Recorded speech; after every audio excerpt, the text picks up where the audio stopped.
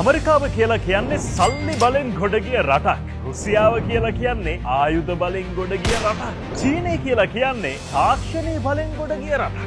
එතකොට ලංකාව කියන්නේ මොලේ බලෙන් ගොඩ යන්න පුළුවන් රටක්.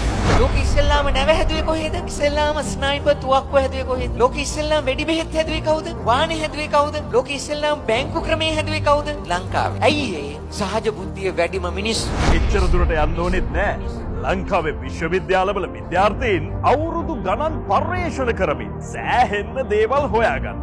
ඒත් ප්‍රශ්නේ කියන්නේ ඒවා විශ්වවිද්‍යාලවලින් පිටතට එන්නේ හරිම අඩු.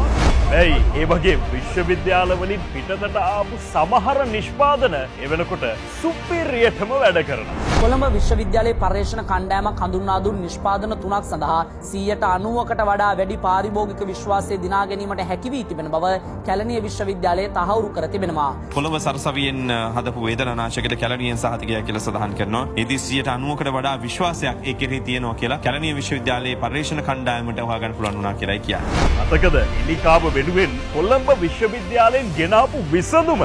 කොළඹ විශ්වවිද්‍යාලයේ ජෛව රසායන අනුක ජීව විද්‍යා සහ ජෛව තාක්ෂණ ආයතනය විසින් සිදු කළ පරීක්ෂණවල ප්‍රතිඵලයක් ලෙස පෙලිකවට එරෙහි පෝෂක ඖෂධයක් සොයාගෙන තිබෙන බව. මතකද හිසකෙස් ගැලවෙනවට කොළඹ විශ්වවිද්‍යාලයෙන් ගෙනාපු අනිත් විසඳුම? ඉතින් මේ සැටිනි කියන්නේ ලංකාවේ මෙතෙක් බිහිවෙච්ච හොඳම හෙයා සොලියුෂන් එක. මොකද කොළඹ විශ්වවිද්‍යාලයේ විද්‍යාඥයන් කණ්ඩායමක් කාලයක් තිස්සේ කරපු පර්යේෂණවල ප්‍රතිඵලයක් විදිහට තමයි සැටිනි බිහි වෙන්නේ. මතකද සංධි වේදනාවට කොළඹ විශ්වවිද්‍යාලයෙන් ඒ වගේම ගෙනාපු විසඳුම? ඕතොසීල් කියන්නේ වේදනාවට සහනය දෙන්න වර්තමානයේ සොයාගන්නා ලද ඉතාමත් ඉහළ ක්‍රියාකාරී මට්ටමේ සංඝටකයන් සහිත ක්‍රියාකාරී ස්වභාවික ඖෂධයක්. මෙතන තියෙන්නේ ඒ වගේ කාරණා 3යි. හිතන්න මීට අමතරව තව කොච්චරනම් ඒ වගේ විශ්වවිද්‍යාල පර්යේෂණ ඒ පුස්තකාලවල වල ෆයිල් වල කම්පියුටර්ස් වල අස්සවල් මුල්ලවල් වල හුස් කඩවැල්.